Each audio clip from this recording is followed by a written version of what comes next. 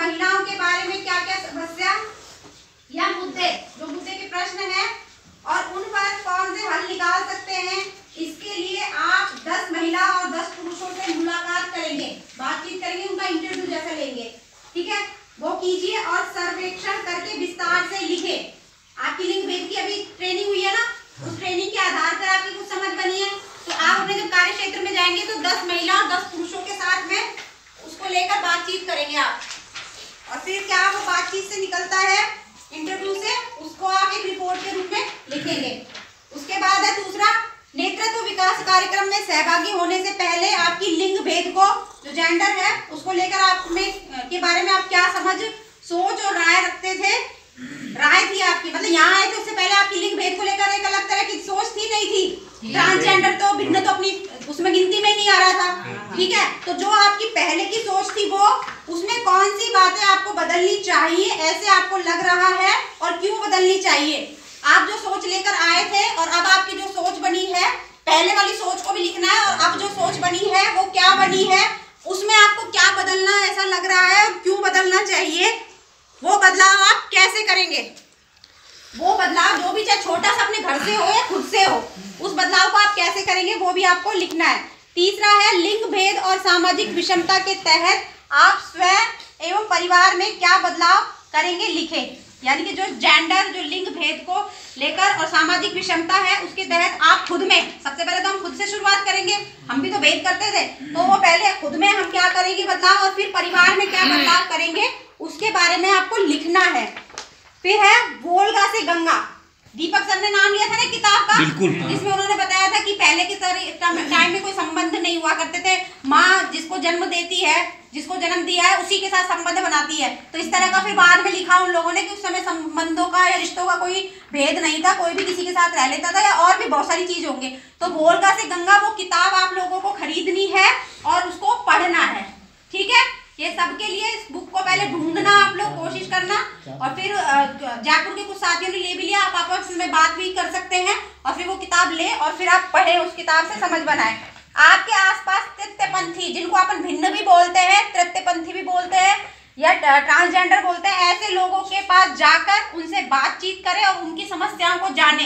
ऐसा नहीं कि जहाँ हम रह रहे वहाँ तुरंत हमें ट्रांसजेंडर या तृतीयपंथी या किन्नर मिल जाएंगे, लेकिन कहीं और दूसरी जगह है या कहीं पे भी आपको मिलता है, तो उनसे थोड़ा बातचीत करने की कोशिश करेंगे, सहज होने की, और फिर उनकी क्या क्या समस्याएं हो सकती है, क्या, जैसे अपन ने करके देखा था ना, एक दूसरे की बात सुन के देखी थी, ऐसे अपन उनसे बातचीत करके देखेंगे। दूसरा भाग है भारतीय संविधान। भारतीय संविधान की हिंदी की किताब की आपको प्रति खरीदनी है और संपूर्ण संविधान को समझ कर ले, अर्थात उसकी समझ बना के अपने आसपास के लोगों व समुदाय के साथ साझा करें। संविधान की किताब खरीदना, जिनके पास है, जो पुराने सदी उनकी बात अलग है, जिनके पास नहीं है वो जरूर खरीद के देखें, उसी से आपको अनुभव हो जाएगा कि ये किताब मिलना कितना थोड़ा मुश्किल हो जाता है, कैसे प्राप्त होती है। फिर वो किताब जब आपको मिल जाए तो उसको थोड़ा पढ़ के देखना, पढ़ के अपनी समझ बनाना, और जब आपकी समझ कुछ बन जाए तो उसके बाद जिन समुदायों के साथ, जिन समूह के साथ आप काम कर रहे हैं, उन लोगों के साथ वो समझ बना के आपको साझा करनी, उनको भी बताना है कि संविधान में क्या है। आपकी जो संविधान की डायरी है, संविधान की डायरी में छोटी प्रदर्शनी को देखते हुए कम से कम 20 लोगों को समझाना है। आपकी डायरी मिली हुई है ना, उस दिन बताया था, उसमें ये जो प्रदर्शनी लगी है, इस प्रदर्शनी का छोटा प्रारूप हमने डाल रखा है उसमें। तो आपको क्या करना है कि अपने जो समूह है, सक्रिय समूह है, जिन समूह के साथ आप काम कर रहे हो, उन समूहों में कम से कम 20 लोगों के साथ उसको समझा के लेना है, संविधान पर उनको समझ बना के देनी है। और अगर हो सके तो इसको आप 26 नवंबर से और 10 दिसंबर के बीच में छोटे छोटे ग्रुपों में करके देखना, क्योंकि अभी हम लोग संविधान पखवाड़ा भी बनाएंगे ना, संविधान दिवस आ रहा है। 26 नवंबर सन 1949 को संविधान बन के तैयार हुआ था। पुराने नियम और संविधान की सोच, आप लोगों को लगता है ना कि संविधान ने तो हमें ये दिया है, लेकिन पुराने नियम ये कहते हैं, या मनु के नियम ये कहते हैं, आप लोग जो बोल रहे हो, तो जो पुराने नियम है और जो संविधान ने जो हमें नियम दिए हैं, उन दोनों की तुलना करते हुए आपको क्या लगता है, उनके 10 बिंदु आपको लिखने हैं तुलनात्मक, कि भाई पुरानी सोच तो ये कहती है कि महिलाओं को तो घर से बाहर भी नहीं निकलना चाहिए, लेकिन संविधान ये कहता है, संविधान हिंदू एक्ट जो महिलाओं के लिए कोड बिल है, वो कहता है कि महिलाएं भी बराबरी के अधिकार पर है, महिलाओं के लिए जो उसमें संविधान में अधिकार दिए गए वो, ये मैं सिर्फ महिलाओं को उदाहरण दे रही हूँ, इसके अलावा बहुत सारे संविधान ने हमें हक और अधिकार दिए, उसको देखते हुए पुराने नियम क्या कहते हैं उनकी तुलना आपको करनी है, और फिर तैयार करने हैं। आपके गांव में संविधान पर काम करने वाले 10 युवा व युवती आपको तैयार करने हैं। आपने जो ग्रुप बना रखे हैं वो ग्रुपों में आप काम करिए, लेकिन इसके अलावा हमें इसको आगे हम जैसे लोग और भी तैयार करने होंगे। ये नहीं है ना कि हम हर जगह जा सकते हैं या हर जगह दुर्गा जी जाएंगी, अरुणा जी जाएंगी या बहराराम, सारे साथी युवतियां तो तैयार करनी है जो संविधान पर अपनी समझ रखें, संविधान को आगे ले जाने का अपने साथ काम कर सके। तो ये आपको ग्रुप तैयार करना है। तीसरा है सहभागी खोज पद्धति। सहभागी खोज पद्धति विषय अनुसार प्रशिक्षण कार्यक्रम के आधार पर आप फेलोशिप में चुने हुए मुद्दे की जड़ तक जाने के लिए क्यों वाली गतिविधि सक्रिय समूह के साथ करनी है और उसका अनुभव लिखना है और उसकी जड़ में क्या विषमता निकल के आई है उसको खोज निकालना है। यानी कि जो कल आपने पूरे दिन किया था ना, तो आपका जो मुद्दा है आपका, उस मुद्दे का प्रश्न निकालना है, प्रश्न है, और उस प्रश्न का साथियों के साथ में बकायदा आप आ जाके ये वाला इस तरह के चार्ट पेपर लेना बकायदा। जब आप सक्रिय समूह के साथ मीटिंग करोगे तो ऐसे चार्ट पेपर लगाना और कहना कि आज अपन अपने गांव की बस्ती की समस्या की जड़ जानते हैं। तो उनके साथ बकायदा आप मुद्दा लिखना, मुद्दे का प्रश्न लिखना और फिर उसकी जड़ पे क्यों वाली पद्धति से उनसे निकल के आए।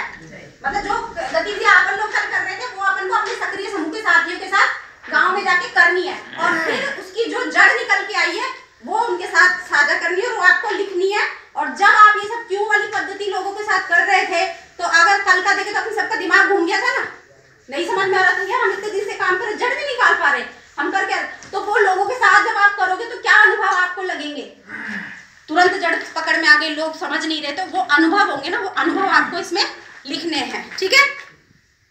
फिर है नीचे दिए गए सहभागी खोज पद्धति का उपयोग करके जानकारी इकट्ठी करनी है। उस सहभागी खोज पद्धति में आपको 5 सामूहिक चर्चा करनी है, यानी कि ग्रुपों में आपको 5 जगह समूह की चर्चा करनी है जिसके लिए पूर्ण तैयारी करनी है। जैसे कि क्या बात करनी है उस मुद्दे पर, किन लोगों के साथ इत्यादि। और उस ग्रुप में कम से कम 20 से 30 लोग होने चाहिए। जैसे कह रहे हैं ना ग्रुप चर्चा करेंगे, उसकी प्रश्नावली भी तैयार करेंगे, तो आप 20-20 लोगों के साथ जब अपने अलग अलग गांव में 5-6 ऐसी मीटिंग करोगे तो आपके दिमाग में प्रश्न भी तय होने चाहिए। यानी कि वो आप लिख के पहले से प्रश्नावली इस तरह के पन्ने पे तैयार करके रखें कि भाई मुझे ये प्रश्न लगेंगे, ये चीजें मुझे पूछनी है। पर ऐसे नहीं करना है कि पन्ना तो ले लिया हाथ में और लोगों को बिठा लिया, हाँ जी भाई आपके गाँव में क्या क्या दिक्कत है, आप लोग जो मुद्दा ले रखा है उस मुद्दे को लेके अभी आप क्या, इस तरह से नहीं, वो आपकी नजर में होना चाहिए। मतलब आप तैयार तो करोगे लेकिन सरसरी नजर में होना चाहिए कि आप कहीं इधर उधर नहीं भटके। कई बार चर्चा दूसरी दिशा में चली जाती है, तो वो आपको ध्यान में रखना है कि आपको अंतिम में इस चर्चा से निकालना क्या है। मतलब प्रश्न साइड में रखें अपने साथ में, लेकिन आप लोगों से चर्चा करके निचोड़ निकाल लें। ठीक है, ऐसा आपको 5 जगह करना है। फिर है 3 जगह अवलोकन के आधार पर मुद्दे के आधार पर करना है। मैंने बताया था ना अवलोकन की बात करी थी ना नेहा जी से पहले, मैंने समझ में आ गया था अवलोकन क्या। मैं काया गांव में हूँ लेकिन मैंने मेरे घर तक बता दिया ये गांव कैसा है, या मैं जिस जगह रुकी हुई हूँ कैसी है, तो मैंने यहाँ का देखा है, महसूस किया, उस चीज के आधार पे है ना। तो ऐसे ही जब आप अपने मुद्दे के आधार पर प्रशासनिक जगह पे जाओगे, सरकारी जगह पे जाओगे या गांव में जाओगे, जो आपके मुद्दे के आधार पर जब आप उनका अवलोकन करोगे और जो अवलोकन करके आपका जो निकलेगा मुद्दे के आधार पर उसको आपको लिखना है इसमें। ठीक है, ऐसा आपको 3 जगह करना है। तो 3 गांव है आपके, तो तीनों जगह करना आराम से। सर्वेक्षण व्यक्तिगत, जो सर्वे प्रपत्र है, जो सर्वे करना है अपन को करना है, 3-3 गांव है अपने पास, तो 60 जगह करना है। यानी कि प्रत्येक गांव में 20-20, कम से कम 20 तो फिक्स है। हाँ, मतलब तीनों गांव में कम से कम 60। हाँ, अगर परिवार ज्यादा है तो आप बढ़ा, जैसे काली बता रही थी उसके एक गांव में तो 170 के समथिंग बता रही थी, है ना, 700, तो उसमें थोड़ी संख्या बढ़ा देंगे और कोई दूसरा है तो उसमें घटा देंगे। वो हम देख लेंगे अपने हिसाब से, सब तय करेंगे अपनी समझ से कि हमें कहाँ से ज्यादा जरूरत है।